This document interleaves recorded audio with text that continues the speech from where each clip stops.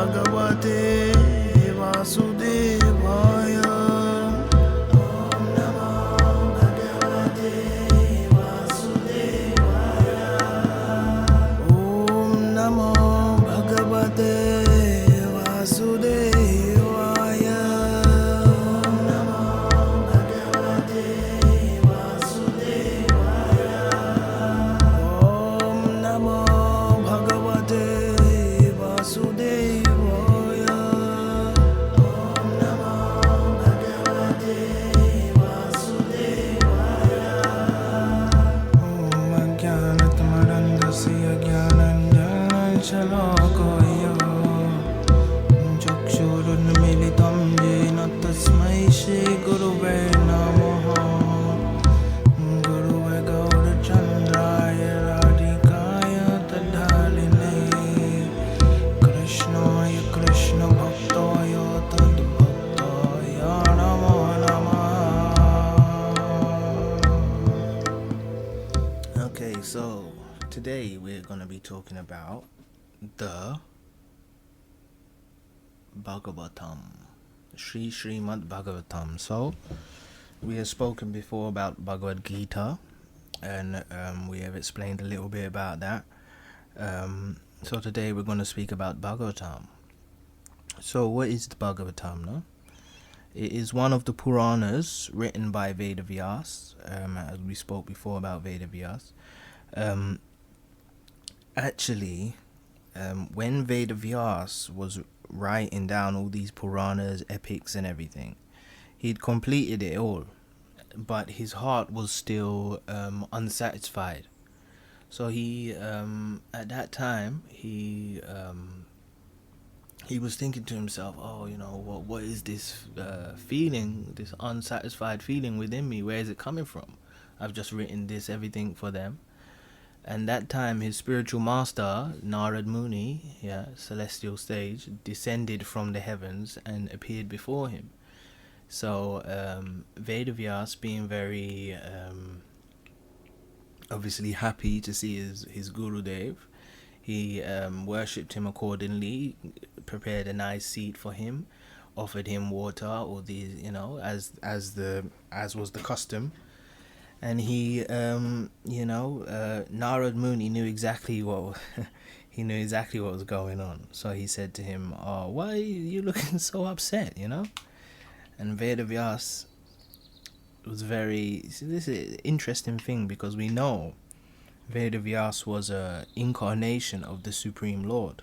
Okay, he was actually an avatar of Krishna. So that means that he knows everything. He's omnipotent, omnipresent, omniscient, but with this query, he couldn't understand.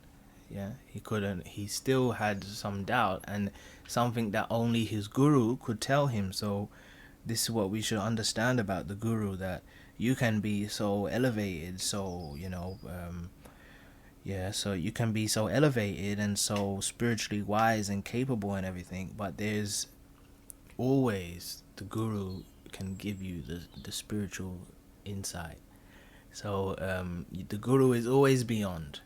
So anyway, he said, "Oh, you're looking so sad. Oh, what's the problem?" And he said, this Vedas said to Narad Muni. He said, "Oh, Narad Muni, you are actually why this answer.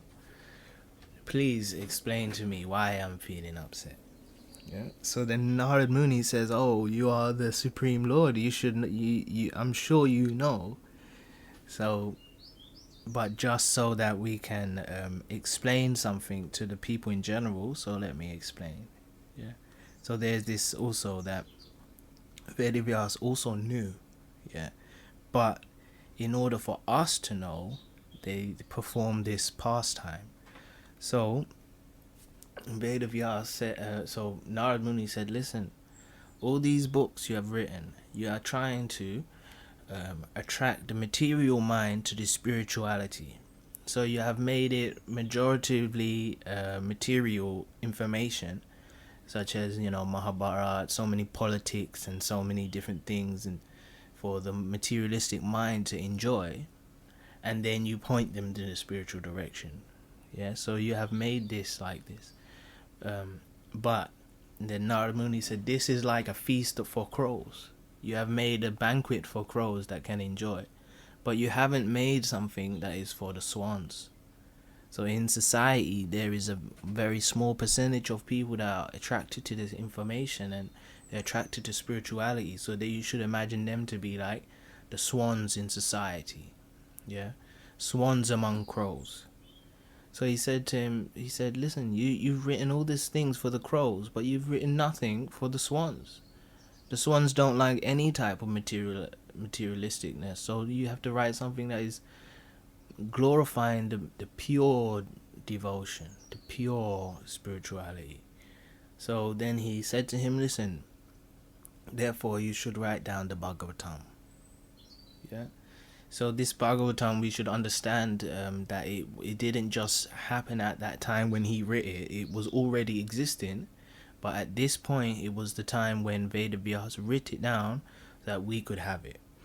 So this Bhagavatam is, you should imagine, it's like the pure, it's called the spotless Purana. There is no blemishes in this Puran. Yeah, is completely transcendental, and yeah, we should understand this story before we partake the journey.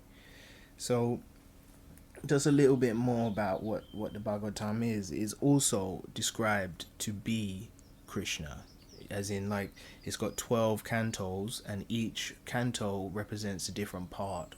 So a canto is like a chapter or book. So each part of the Bhagavatam represents a part of the Lord's body. Yeah, so when it gets to the 10th chapter, 10th canto, this is actually describing the life and pastimes of Krishna when he came to this earth. So this is where the understanding of Krishna consciousness really, you really understand.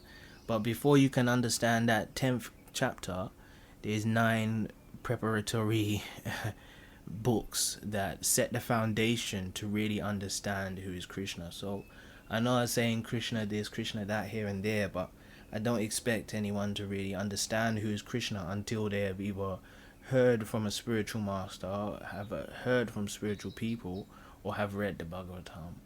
So yeah, the Bhagavatam is like the history of Krishna, but it also contains many secrets and many as I said, it was the purest revelation of the Vedas. So yeah, I'm gonna leave it there again. Any questions, just write down below, and check in next.